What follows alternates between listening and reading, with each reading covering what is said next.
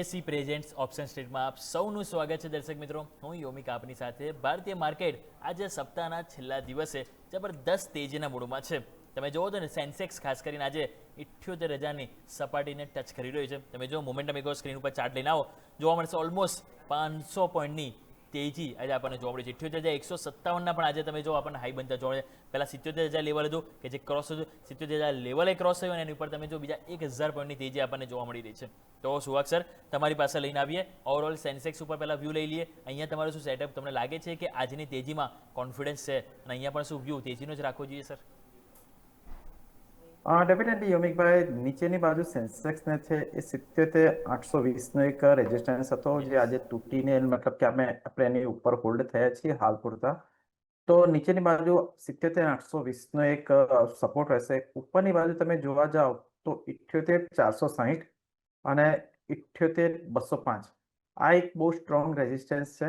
જો એ બે ક્રોસ થશે તો આવનારા દિવસોમાં આપણને 79,500નો પણ લેવલ આપણને દેખવા મળે છે. તો હાલ એ બે રેઝિસ્ટન્સની ઉપર આપણને છે. હાલ આપણે એક જે 78,200ની 100ની પાસે જ આપણે હતા અને ત્યાંથી આપણને એક થોડું સેલિંગ જોવા મળ્યું છે. તો એ એક વસ્તુ ધ્યાન રાખવી છે. બાકી ઓવરઓલ મોમેન્ટમ પોઝિટિવ છે. ઓવરઓલ મોમેન્ટમ પોઝિટિવ જોવા મળી રહ્યું છે, જેને આપણે ધ્યાન પર રાખીશું. તો આવો સ્ટોક સ્પેસિફિક વાત કરીએ તો સૌથી પહેલાં મારે બેન્કિંગની વાત કરવી છે અને એમાં છે bank of Baroda. Bank of Baroda તમે જો છેલ્લા 5-6 દિવસથી સતત સેલિંગ પ્રેશરમાં છે અને 290નું લેવલ આપણને ખ્યાલ છે કે આમાં સતત હર્ડલ આપણને જોવા મળતું છે. અને આજે પણ તમે નજર કરો તો આપણને જોવા મળશે BSE ઉપર અત્યારે હાલ આપણે જો નજર કરો તો આપણને જોવા મળશે 253-254 રૂપિયા કારોબાર જોવા મળ્યું છે અને આજે 250ના લો આપણને બન્યા છે. સર, જે રીતે સેલિંગ પ્રેશર આવ્યું એમાં ખાસ આજનો દિવસ ગઈકાલનો દિવસ બહુ ખરાબ તમે જો સેલિંગ પ્રેશર જોવા મળ્યું છે. તો અહીંયા સર શું લાગે છે કે બોટમ બનાવવાનો પ્રયત્ન કરશે કે પછી વધારે વીકનેસ જોવા મળશે? શું સ્ટ્રેટેજી સર બનાવવી જોઈએ? તમે જુઓ તો જે બેંક ઓફ બરોડા છે એનો 250ની પાસે બહુ એક સ્ટ્રોંગ સપોર્ટ છે. અને તમે જુઓ તો લગભગ જે એપ્રિલ અને મે મહિનામાં સ્ટાર્ટિંગમાં તમને આ જ લેવલ ઉપરથી એક એને બોટમ બનાવીને એક તેજી જોવા મળી હતી. તો 250નું લેવલ ક્રુશિયલ છે, ત્યાં સપોર્ટ છે. હવે આ વખતે જે ત્યાંથી એક થોડું હોલ્ડ થાય છે અને થોડા 2-4 દિવસ સાઇડવેઝ મુવમેન્ટ થાય છે. તો કોઈ જેને એવરેજ આઉટ કરવું હોય તે એવરેજ આઉટ કરી શકે છે આ લેવલથી. પણ વેટ એન્ડ વોચ કરો, જુઓ કે તમે આ લેવલ હોલ્ડ કરે છે કે નહીં. જો તૂટશે તો સીધો 235 સુધી પણ જઈ શકે છે. તો વેટ એન્ડ વોચ કરો કે 250ના લેવલ પર હોલ્ડ થાય છે કે નહીં. 250નું લેવલ છે, બહુ ઇમ્પોર્ટન્ટ છે. જેમ સર કીધું પ્રમાણે ત્યાં વેઇટ કરો, ત્યાં હોલ્ડ થાય છે કે નહીં. અધરવાઇઝ અહીંયા ફર્ધર આપણને વીકનેસ જોવા મળી શકે. નેક્સ્ટ કાઉન્ટર વાત કરીએ તેજીવાળો NBFC સ્ટોક છે મનપ્પુરમ ફાઇનાન્સ.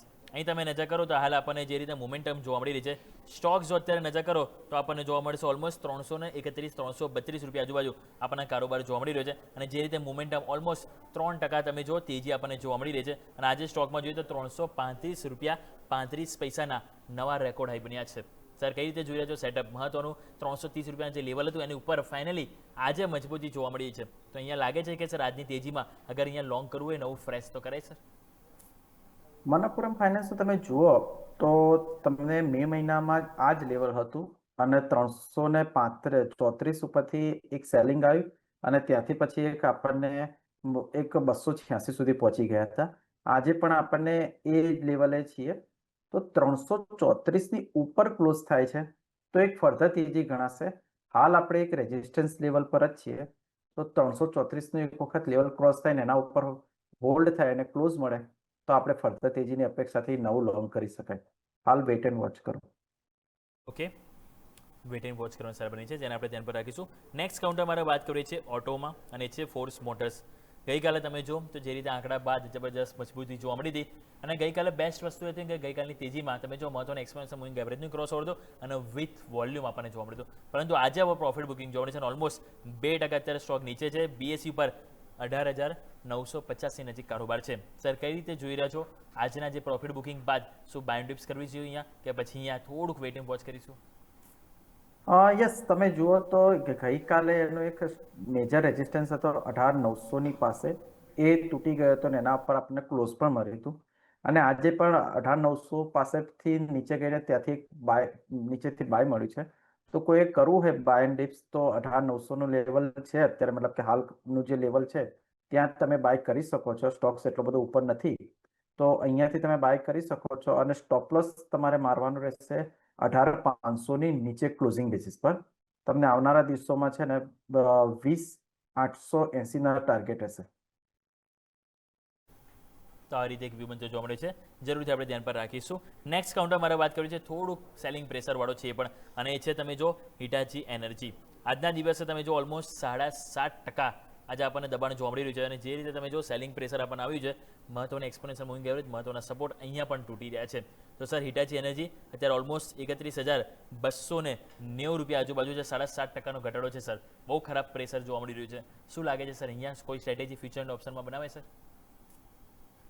દેખી લો કે હિટાચી એનર્જી છેલ્લા કેટલાય દિવસથી તમે જુઓ તો જૂન મહિનાના એન્ડથી જ તમે આની અંદર સેલિંગ પ્રેશર જોવા મળી રહ્યું છે, અને આજે તો એક બહુ મોટો જ કડાકો બંધાઈ ગયો છે.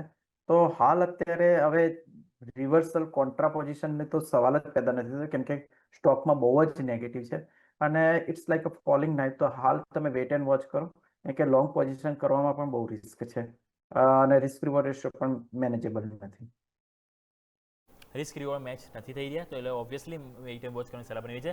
એક સ્ટોક છે કે જે આજે મારા સહયોગી અજય દ્વારા પણ ઇન્ટ્રાડે ગેમમાં લેવામાં આવ્યો હતો, બજાજ ફિનસર્વ. તમે જો આજે જબરદસ્ત મજબૂતી જોવા મળી છે, અને ઓલમોસ્ટ તમે જુઓ તો સ્ટોકમાં આપણને આજે 0.2% તેજી આપણને જોવા મળી રહી છે. અને જે રીતે તમે જો કારોબાર જોવા મળી રહ્યો છે, 1,800 ને તમે જો 88 ઉપર આજે આપણને કારોબાર જોવા મળ્યો છે બીએસસીમાં, પરંતુ હાઈ 1900 ઉપર 1915 1916 જ હાઈ બન્યા છે. સર બજાજ ફિનસર્વ મહત્વના સપોર્ટ, આ મહત્વના રેઝિસ્ટન્સ તમે જો આજે ક્રોસઓવર જોવા મળ્યું છે, લાગે છે કે અહીંયા પણ નવી તેજી કરવી હોય તો પ્લે કરાય સર? યસ, બજાજ ફિનસર્વનો 1860 પાસે એક બહુ સ્ટ્રોંગ રેઝિસ્ટન્સ હતો. ગઈકાલે આપણને આ રેઝિસ્ટન્સ પાસે થોડું પ્રેશર મળ્યું હતું. ગઈકાલે પણ આ સ્ટોકમાં તેજી હતો અને આપણે લગભગ ક્લોઝ 1860 ની આસપાસ હતો. આજે આપણે એક સારી એવી તેજી સાથે ઓપન થયા છે. આ ઉપરથી નો ડાઉટ કે સેલિંગ આવી છે, તો 1860 પાસે બાય એન્ડ ડિપ્સ કરી શકાય, તમે લઈ શકો છો. આવનારા દિવસોમાં તમને 1920 1930 નું એક રેઝિસ્ટન્સ છે, એ ક્રોસ ઓવર થશે તો તમને 2070 સુધીના પણ ટાર્ગેટ જોવા મળી શકે છે. તો ઓબ્વિયસલી કે 1860 ની નજીક બાય એન્ડ ડિપ્સ કરવાની સલાહ છે. ઓકે, તો 1800 જે સેમ સરે લેવલ કીધું એ આપણે ધ્યાન પર રાખીશું. બાયો ટિપ્સ કરવાની સલાહ બની છે, થોડો ઘટાડો આવે પછી નવી ખરીદી કરીશું. સર એક લાસ્ટ સ્ટોક મારે વાત કરવી છે, આઈટી કાઉન્ટર જ છે, ઓરેકલ ફાઇનાન્શિયલ સર્વિસીસ એટલે કે OFSS. અહીં તમે જો મજબૂતી સરસ જોવા મળી છે, 11,200 રૂપિયા આજુબાજુ કારોબાર કરી રહ્યો છે સ્ટોક અત્યારે ઓલમોસ્ટ જોઈએ, પરંતુ છેલ્લા 4-5 દિવસથી જોઈએ તો આ લેવલ પકડી રાખ્યું છે, નથી બ્રેકઆઉટ આપતું કે નથી અહીંયા હાર માનતું. તો સર લાગે છે કે આજે ફરી પ્રયત્ન જે થઈ રહ્યા છે, તો અહીંયા નવી તેજી કરવી તો કરાય સર OFSS માટે?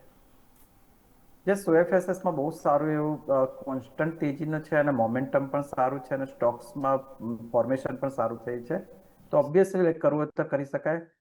11,090 ની નીચે ક્લોઝ થાય છે તો તમારે એ સેલ કરવાનું રહેશે.